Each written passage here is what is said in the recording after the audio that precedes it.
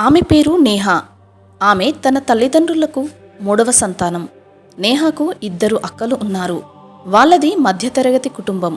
వాళ్ళు స్కూల్ చదువుతూ ఉండగా తండ్రి అనారోగ్యంతో మరణించాడు. అప్పటి నుండి నేహ వాళ్ళ తల్లి మిషన్ కుడుతూ పిల్లలను చదివించింది.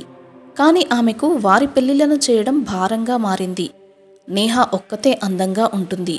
తన 2 అక్కలు కూడా అంత అందంగా ఉండరు. దాంతో వాళ్ళిద్దరికీ ఎక్కువ కట్నాలు ఇచ్చి ఎన్నో సంబంధాలు వెతికి ఎక్కువ కట్నంతో పెళ్లిళ్లు చేయాల్సి వచ్చింది. దాంతో వాళ్ళు అప్పులపాలైపోయారు. నేహ వాళ్ళ అమ్మ నేహకు వివాహ సమయం వచ్చింది అని, కానీ ఆమెకు పెళ్లి జరిపించడానికి నేహ వాళ్ళ అమ్మ దగ్గర అంతగా డబ్బులు లేవు. దాంతో ఆమె బాధపడుతూ ఉండేది. ఇంతలో ఒకరోజు బాగా ధనికులైన ఒక సంబంధం నేహ కోసం వచ్చింది. అది చూసి నేహ వాళ్ళ అమ్మ ఎంతో ఆశ్చర్యం వేసింది ఆమెకు.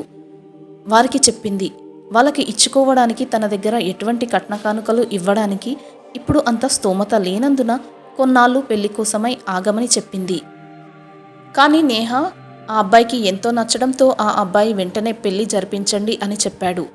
మాకు పెద్దగా కట్న కానుకలు ఏమీ అవసరం లేదు. మా అబ్బాయికి మీ అమ్మాయి నచ్చింది, అది చాలు. మా దగ్గరే బోల్డంత డబ్బు ఉంది. మీరు మీ అమ్మాయిని పంపించండి చాలు అన్నారు వాళ్ళు. దాంతో పెళ్లి ఏర్పాట్లు జరుగుతున్నాయి. అందరూ కూడా నేహ యొక్క అదృష్టానికి ఎంతో మురిసిపోతున్నారు. అసలు ఈమెకు పెళ్లిని ఎవరూ చేసుకోరు అనుకున్న అమ్మాయికి ఇంత గొప్పింటి సంబంధం వచ్చింది అని అందరూ గొప్పగా చెప్పుకుంటూ ఉన్నారు. పైగా అబ్బాయి కూడా చాలా అందంగా ఉన్నాడు, ఆస్తిపరుడు, బుద్ధిమంతుడు అని అనుకున్నారు. పెళ్లి యొక్క ఖర్చులన్నీ ఆ అబ్బాయి వాళ్లే పెట్టుకున్నారు. పెళ్లి ఎంతో ఘనంగా జరిగింది. అప్పగింతల తర్వాత పెళ్లికూతురు తన అత్తారింట్లో అడుగుపెట్టింది. అక్కడ వైభవాన్ని చూసి కళ్ళు తిరిగినంత పనయ్యింది నేహాకి. లంకంత ఇల్లు ఎంతో వైభవంగా ఉంది. అన్నీ కూడా ఖరీదైన సామానులే. ఇంటి ముందు ఎన్నో కార్లు ఆగి ఉన్నాయి. తన అదృష్టం ఇంత బావుంటుంది అని తను అస్సలు ఊహించలేదు. పైగా తన భర్త తనని ఎంతో ప్రేమిస్తున్నాడు, పైగా ఎంతో బాగా మాట్లాడతాడు తనతో అని తన అదృష్టాన్ని తానే నమ్మలేక సంతోషంతో అత్తారింట్లో అడుగుపెట్టింది నేహ. అలా సంతోషంగా ఉన్న సమయంలో రాత్రి సమయంలో ఆ రోజు నేహ భర్త నేహ దగ్గరికి వచ్చాడు. వస్తూనే తలని పట్టుకున్నాడు. నేహ, నాకు ఎందుకో బాగా తల తిరిగినట్టుగా అనిపిస్తుంది, కడుపంతా మంటగా ఉంది అంటూ నేహతో చెబుతూనే అమాంతంగా అతను కింద పడిపోయాడు. ఆ హఠాత్ పరిణామానికి నేహ ఎంతో భయపడిపోయింది.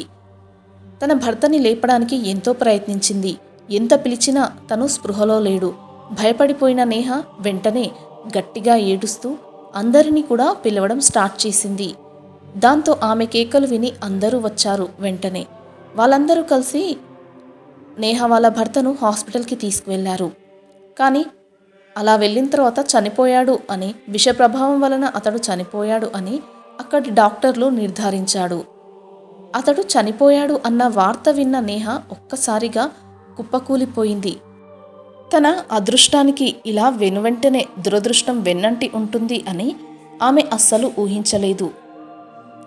ఎంతోమంది తన అదృష్టానికి ఎంతో ఉప్పొంగిపోయారు. కానీ ఇప్పుడు తన భర్త తన లోకాన్ని వదిలి వెళ్ళిపోయాడు. తన పరిస్థితి ఇప్పుడు ఏంటి అని తన భర్తను తలుచుకుంటూ ఏడుస్తున్న నేహ దగ్గరికి నేహ వాళ్ళ అత్తామామలు, అన్నయ్యలు వచ్చి ఎన్నో మాటలు తిట్టారు. ఎందుకు మా వాడికి విషమిచ్చి చంపావు అంటూ అన్నారు. ఆ మాటలు విని నేహ ఒక్కసారిగా షాక్ అయ్యింది. ఎంతో ప్రేమించే నా భర్తకు నేను విషం ఇవ్వడం ఏమిటి అని ఏం మాట్లాడుతున్నారో మీరు, నేనెందుకు తనకు విషం ఇస్తాను అని నేహ ఎంత చెప్పినా కూడా వాళ్ళు వినకుండా పోలీసులకు నేహానే విషం ఇచ్చింది అని చెప్పి ఆమెను అరెస్టు చేయించారు వాళ్ళు. తర్వాత నేహాకు తెలిసిన విషయం ఏంటిది అంటే ఆ కుటుంబానికి ఎందరో శత్రువులు ఉన్నారు అని, ఆస్తి తగాదాలు కూడా ఉన్నాయి అని. కానీ వారు ఎవరూ కూడా ఒకరిపై ఒకరు నిందలు వేసుకోకుండా అమాయకురాలైన నేహాపైనే ఆ నింద మోపి ఆమెను జైలు పాలు చేశారు. అక్కడ నేహ వాళ్ళ అమ్మగారి ఇంటివైపుగా ఈ విషయమంతా తెలిసిపోయింది. అప్పుడు నేహ వాళ్ళ అమ్మను ఆ కాలనీ వాళ్ళు అంతా ఎంతో తిట్టారు. అమాయకురాలైన ఆ అబ్బాయిని మీ కూతురు అనవసరంగా చంపింది. అసలు మీది హంతకుల కుటుంబం. ఎంత దారుణం! ఎంతో ఇష్టపడి పెళ్లి చేసుకున్న భర్తనే కడతీర్చింది. ఆమె అంతకుముందే ఎవరినో ప్రేమించి ఉంటుంది. అటువంటప్పుడు ఈ పెళ్లి ఎందుకు చేసుకుంది? ఆ అబ్బాయి జీవితాన్ని ఎందుకు ఇలా అర్ధాంతరంగా ముగింపు చేసింది? ఎంత పాపం! చీచి, అసలు మీతో మాట్లాడనే కూడదు అని ఆ కాలనీ వాళ్ళందరూ ఆ తల్లిని సూటిపోటి మాటలతో ఆ తల్లి ఎంతో ఇబ్బంది పడేలా చేశారు. ఇక్కడ నేహ కూడా ఎంతో దుఃఖించింది. నేను నా భర్తను చంపలేదు అని ఎంత మొత్తుకున్నా కూడా ఎవరూ వినడం లేదు. ఎట్టకేలకు అలా ఆమెను జైలుపాలు చేశారు. అలా జైలుకు వెళ్ళిన ఆమెకు ఎన్నో కష్టాలు ఎదురయ్యాయి. అక్కడ ఉండే తోటి ఖైదీలు ఈమెను ఎంతో హింసించారు. మేమందరం ఏదో ఒక తప్పు చేయడం వలన ఇక్కడికి వచ్చాం. కానీ నీ అంతలా కాదు. పెళ్ళైన రోజే భర్తను చంపావంటే నువ్వు ఎంత మూర్ఖురాలివి. నీకస్తడు అంటే అస్సలు ఇష్టం లేకుండా ఉండి ఉంటుంది. నువ్వు ఎవరినో ప్రేమించి ఉంటావు, అందుకే నీ భర్తను చంపావు అన్నారు. లేదు, నేను అలాంటి దాన్ని కాదు.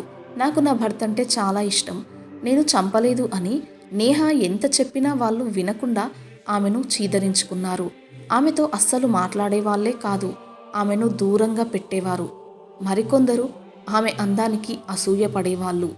ఇలా నేహకు అక్కడ దినదిన గండంలా మారిపోయింది పరిస్థితి. ఒకరోజు జైలర్ నేహాను చూసి అడిగింది, నువ్వు ఒక్కదానివే ఇక్కడ కూర్చొని ఉన్నావు, వాళ్ళందరితో పాటు లేవేంటి అని.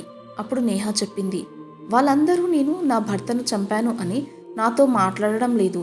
కానీ వాస్తవం ఏంటి అంటే అసలు నేను నా భర్తను చంపలేదు. నాపై తప్పుడు ఆరోపణ జరిగి నేను ఇక్కడికి వచ్చాను. కానీ ఆ విషయం ఎవరూ కూడా నమ్మడం లేదు అని ఏడుస్తూ చెప్పింది నేహ. అప్పుడు ఆ జైలర్, అసలు జరిగిందేంటో నాకు వివరించి చెప్పు అని అడిగింది నేహాను. అప్పుడు నేహ జరిగిందంతా చెప్పింది. అది విని నేహ చెప్పిందంతా నిజమే అనుకున్నది ఆ జైలర్. అప్పుడు అన్నది, సరే, కొందరు లాయర్స్ ఎలా ఉంటారు అంటే ఇలా జైల్లో వాళ్ళకి ఎవరు కూడా బెయిల్ ఇవ్వడానికి ముందుకు రానప్పుడు స్వయంగా ఫీజు తీసుకోకుండా వాదించి వారిని బయటికి తీసుకువస్తారు. నువ్వు బయటికి రావడానికి ఎవరైనా లాయర్తో మాట్లాడతాను, నీకు ఖచ్చితంగా నేను హెల్ప్ చేస్తాను అని చెప్పింది ఆ జైలర్. ఆ జైలర్ మాటలకు ఎంతో సంతోషించింది నేహ. కానీ అనుకోకుండా ఆ జైలర్ అక్కడి నుంచి ట్రాన్స్ఫర్ అయిపోయింది. అలా ట్రాన్స్ఫర్ అయి వెళ్ళిపోయింది. నేహ తన దురదృష్టానికి తనని తానే ఎంతో నిందించుకుంది. తనకు ఎంతో అదృష్టం ఉంది, అందుకే ఇటువంటి భర్త, ఇంత గొప్ప ఇంటి సంబంధం దొరికింది అని సంతోషించిన నేహ జీవితం ఇలా ఒక్కసారిగా తలకిందులుగా మారి అల్లకల్లోలంగా అవుతుంది అని అస్సలు ఊహించలేదు. తన దురదృష్టానికి తాను చేయని తప్పుకి తనకు ఇలా శిక్ష అనుభవించాల్సి వస్తుంది అని నేహ కుల్లి కుల్లి ఏడుస్తూ ఉంది. కొత్తగా వచ్చిన జైలర్ ఒకసారి నేహాను కలిసింది. నీకోసం ఎవరో లాయర్ వచ్చారు, తను నీకు బెయిల్ ఇప్పిస్తారట, వెళ్ళి కలువు అని చెప్పింది. ఒక చిన్న ఆశతో ఆ లాయర్ని వెళ్ళి కలిసింది నేహ ఆ జైల్లో. అలా ఆ లాయర్ ఆ కేసుని తీసుకున్నాక ఒక 11 నెలల తర్వాత ఆమెకు జైలు నుండి విముక్తి లభించింది. జైలు గేటు బయటకి వచ్చిన నేహకు తన వాళ్ళు ఎవరైనా వచ్చి తనని తీసుకువెళ్తారేమో అని చూసింది. కానీ అక్కడ ఎవరూ కూడా లేరు. దాంతో ఆమె తన పుట్టింటికి వెళ్ళింది. తన అమ్మని కలిసి గట్టిగా హగ్ చేసుకొని గట్టిగా ఏడవాలి అనిపించింది ఆమెకు. తన తల్లి దగ్గరికి వెళ్ళింది. అలా వెళ్తున్నప్పుడు ఆ కాలనీ వాళ్ళందరూ నేహాని అదో రకంగా చూస్తున్నారు. మళ్ళీ వచ్చింది దరిద్రబుద్ధి, ఇప్పుడు ఎవరిని మింగాలనుకుంటుందో అంటూ నానా మాటలు అంటూ ఉన్నారు. వాళ్ళ మాటలన్నీ వింటున్న నేహాకు కళ్ళల్లో నుండి నీళ్లు తిరుగుతున్నాయి. తల కిందకి దించుకొని తన తల్లి ఇంటి వైపుగా గబగబా నడవసాగింది ఏడుస్తూ. తన తల్లి ఇంటి ముందు తన రెండవ అక్క తన 2 కూతుర్లతో గుమ్మంలో కూర్చొని ఉంది. తన అక్కని చూడగానే నేహకు ఎంతో దుఃఖం వచ్చింది. అక్క అంటూ ఏడుస్తూ పిలిచింది. అంతే, నేహ పిలుపును విన్న ఆ అక్క నేహాను ఎంతో తిట్టింది. ఆగు అక్కడే, ఇంకా ఏ మొహం పెట్టుకొని వచ్చావిక్కడికి? మమ్మల్ని ఇలాగా కూడా బ్రతకనివ్వవా? ఇక్కడి నుంచి వెళ్ళిపో అంటూ అరవసాగింది. అదేంటక్క అలా అంటావు? నేనెక్కడికి వెళ్ళగలను? నేను అమ్మ దగ్గరికి కదా రాగలను. అమ్మని పిలువు, నేను అమ్మని కలుస్తాను అన్నది నేహ. ఇంకెక్కడమ్మా, నువ్వు చేసిన ఘనకార్యానికి అందరూ సూటిపోటి మాటలు అంటూ ఉంటే ఆ అవమాన భారాన్ని తట్టుకోలేని ఆ గుండె ఎప్పుడో ఆగిపోయింది. అమ్మ అప్పుడే చనిపోయింది అంటూ ఏడ్చింది. ఆ అక్క మాటలు విని నేహ షాక్ అయిపోయింది. తన కన్న తల్లి ఈ లోకాన్ని వదిలి వెళ్ళిపోయిందా? అది తన వలనేనా అంటూ రోదించింది. కాసేపయ్యాక అక్క అన్నది, ఏడ్చింది చాలే కానీ ఇక్కడి నుంచి వెళ్ళిపో వెంటనే అన్నది. అదేంటక్క, నేను ఎక్కడికి వెళ్ళగలను? నాకంటూ ఈ లోకంలో ఇంకా ఎవరున్నారు? మీరు తప్ప, ఈ ఇల్లు తప్ప అన్నది నేహ. మేము ఎవరము కూడా నీకు ఇకలేము. నువ్వు నీ భర్తను చంపిన ఆ రోజే మా జీవితాలు అన్నీ అల్లకల్లోలంగా మారిపోయాయి. మీ చెల్లెళ్ళు కట్టుకున్న భర్తని చంపేసింది. నువ్వు కూడా మీ చెల్లిలాగానే మమ్మల్ని ఎప్పుడు చంపేస్తావో అంటూ మా అత్తవారింట్లో నానా మాటలు అంటున్నారు. అటు చిత్రహింసలు పెట్టారు. నన్ను ఇలా గొడవలు పెరిగి పెరిగి వాళ్లకు నాపై నమ్మకం లేక వాళ్ళని నేను నీలాగే చంపేస్తానేనేమో అని నన్ను ఇంట్లో నుంచి వెళ్ళగొట్టేశారు వాళ్ళు. అమ్మ నా పరిస్థితికి ఎంతో దుఃఖించింది. దీనికి అంతటికీ కారణం నువ్వే అని మేమందరం ఎంతో బాధపడ్డాము. అప్పుడు అమ్మ నాకంటూ ఎవరూ లేరు అని ఈ ఇంటిని మొత్తం నా పేరు పైన రాసింది. తర్వాత కొన్నాళ్లకు ఆమె హార్ట్అటాక్తో చనిపోయింది. ఇప్పుడు ఈ ఇల్లు నా పేరు పైన ఉంది. 2 పిల్లల్ని తీసుకుని నేను ఎటని వెళ్ళను, ఎలా అని బతకను? అప్పుడే నాకు ఒక సంబంధం వచ్చింది. అతను నన్ను పెళ్లి చేసుకుంటాను అన్నాడు. కానీ తనకు కట్నంగా ఈ ఇంటిని తన పేరు పైన రాసి ఇవ్వాలి అన్నాడు. నాకప్పుడు వేరే గత్యంతరం లేక అతనిని పెళ్లి చేసుకోవడానికి ఒప్పుకున్నాను.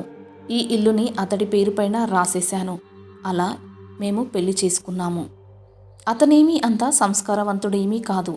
ఇప్పుడు నువ్వు ఇక్కడ ఉంటాను అంటే ఒప్పుకోవడానికి ఇంట్లో ఎక్కడ వాటో అడుగుతావో అని నాతో కూడా గొడవ పెట్టుకొని నన్ను కూడా ఈ ఇంట్లో నుంచి బయటికి పంపిస్తాడు అతడు. రోజు తాగి వచ్చి నన్ను కొట్టడం చాలడం లేదు అని ఇప్పుడు నువ్వు వచ్చి నాకు ఈ కాస్త నీడను కూడా లేకుండా చేయాలని చూస్తున్నావా? ప్లీజ్ నేహ, దయచేసి వెళ్ళిపోయి ఇక్కడి నుంచి. ప్లీజ్, నీకు 2 చేతులు ఎత్తి దండం పెడతాను. అమ్మ ఎలాగో ఈ ఇంటిని నా పేరుపై రాసేసింది. దీనిపై హక్కు కావాలి అని కోరుకోకు. నా భర్త అంత మంచివాడు కాదు. నన్ను ఇక్కడి నుంచి వెళ్ళగొట్టేస్తే అప్పుడు నా బ్రతుకు నీలాగా రోడ్డు పాలు అవుతుంది. వెళ్ళిపో అంటూ ప్రాధేయపడింది. అప్పుడు నేహ అడిగింది, సరే అక్క, నేను వెళ్ళిపోతాను. కానీ ఎక్కడికని వెళ్ళను? పైగా కాసేపట్లో చీకటి అవుతుంది. ఈ రాత్రికి నన్ను ఇక్కడే ఉండనివ్వు. నేను తెల్లారే వెళ్ళిపోతాను అని ప్రాధేయపడింది. కానీ వాళ్ళ అక్క అందుకు అస్సలు ఒప్పుకోలేదు. నువ్వు ఇక్కడ ఉండడం నా భర్త చూస్తే పెద్ద గొడవ చేస్తాడు. ఇతడు కూడా అదే మాట అంటే నేనేం చేయాలి? మీ చెల్లిలాగా నువ్వు భర్తని చంపేస్తావా అంటూ సూటిపోటి మాటలతో వేధిస్తాడు. ఇక రోజు నాకు అతనితో టార్చర్ మొదలవుతుంది. నన్ను ఇలా ప్రశాంతంగా ఉండనివ్వు. ఇప్పటికీ నా జీవితం నీ వలన ఎంతో అల్లకల్లోలంగా మారిపోయింది. ప్లీజ్, దయచేసి ఇక్కడి నుంచి వెళ్ళిపో అంటూ ప్రాధేయపడింది ఏడుస్తూ. దాంతో నేహకు ఎంతో బాధ అనిపించింది. నా వలన మా అక్క జీవితం ఎందుకు పాడవడం? ఎలాగో నా జీవితం పాడైపోయింది. తన జీవితమైనా బాగుండని అనుకున్న నేహ అటు నుంచి వెళ్ళిపోసాగింది.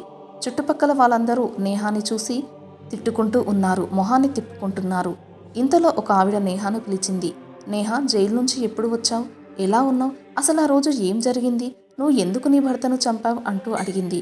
అప్పుడు నేహ ఆమెకు జరిగిందంతా చెప్పింది. ఇందులో నా తప్పేమీ లేదు ఆంటీ. నాకు ఎందుకు ఇంత శిక్ష పడిందో నాకే ఏమీ తెలియడం లేదు అంటూ బోరున విలపించింది. అప్పుడు ఆమె అన్నది, నాకు నీపై నమ్మకం ఉంది నేహ. ఎవరైనా అంత గొప్పింటి సంబంధం, అంత మంచి సంబంధం వచ్చినప్పుడు ఎగిరి గంతేస్తారు. నువ్వు కూడా ఎంతో ఆనందంగా సంతోషంగా ఉన్నావు. ఆ రోజు అతనితో పెళ్లి జరుగుతుంది అని ఎంతో మురిసిపోయావు. అటువంటిది నువ్వు అతడిని పెళ్ళైన రోజే చంపావు అంటే నేను నమ్మలేదు. ఏదో జరిగి ఉంటుంది అనుకున్నాను. నేను అనుకున్నదే నిజమైంది. నువ్వేమీ బాధపడకు. మరి ఇప్పుడు ఎక్కడ ఉంటావు? ఎక్కడికి వెళ్తున్నావు అడిగింది. ఎటు వెళ్ళాలో తెలియడం లేదు ఆంటీ. ఎక్కడికి వెళ్ళాలో అగమ్య గోచరంగా ఉంది. ఎలా బ్రతకాలో అర్థం కావడం లేదు అంటూ విలపించింది. అప్పుడు ఆమె అన్నది, చూడమ్మా, నేను కూడా నీకు ఎటువంటి సహాయం చేయలేను. ఇప్పుడు నీకు ఈ రాత్రికి ఇక్కడ ఉండడానికి ఆసరా కల్పించినా మా వారు నన్ను తిడతారు. భర్తను చంపిన అమ్మాయికి నువ్వు ఆశ్రయం ఎలా ఇస్తావు అని. అందుకే నన్ను క్షమించు. నేను నీకు ఎటువంటి సహాయం చేయలేను అంటూ తను లోపలికి వెళ్ళిపోయింది. నేహకి అప్పుడు ఏం చేయాలో ఎటు వెళ్ళాలో అర్థం కావడం లేదు. అలా నడుచుకుంటూ వెళ్ళి రోడ్డు పక్కనే కూర్చొని బోరున విలపించసాగింది. ఇప్పుడు తను ఏం చేయాలి? ఎక్కడికని వెళ్ళాలి? ఎలా బ్రతకాలి? ఇన్ని అవమానాలు, ఉండడానికి నీడా లేదు. చేయని తప్పుకు ఇన్ని అవమానాలు, ఇంత శిక్ష పడాల్సి వస్తుంది. అసలు ఇటువంటి బ్రతుకు బ్రతకాల్సిన అవసరం నాకు ఇంకా ఏముంది అనుకుంటూ ఉండగా పక్కనే బిచ్చగాళ్ళు అడుక్కుంటూ ఉన్నారు. వాళ్ళని చూసిన నేహ అనుకుంది, ఇప్పుడు నా పరిస్థితి ఏంటి? నేను కూడా వీళ్ళలా అడుక్కోవాల్సిందేనా?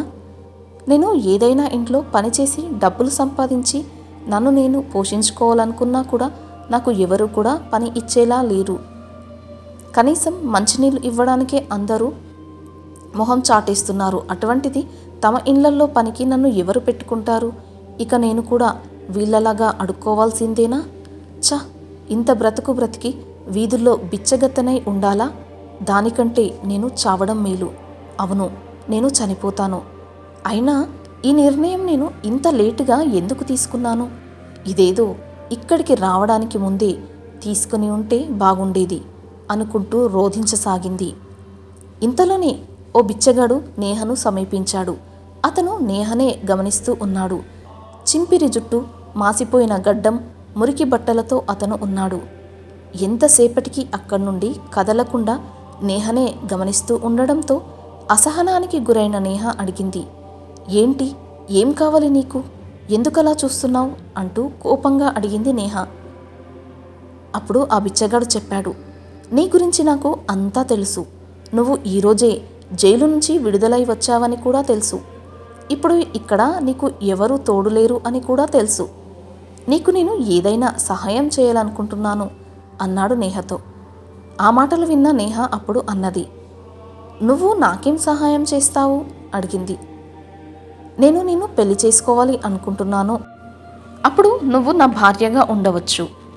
అప్పుడు నీకు ఎటువంటి కష్టం లేకుండా నేను నిన్ను చూసుకుంటాను అన్నాడు ఆ బిచ్చగాడు. ఆ మాటలకు నేహ షాక్ అయింది. ఏంటి, ఓ బిచ్చగాడివైన నువ్వు నన్ను పెళ్లి చేసుకుంటావా? ఏం మాట్లాడుతున్నావు నువ్వు?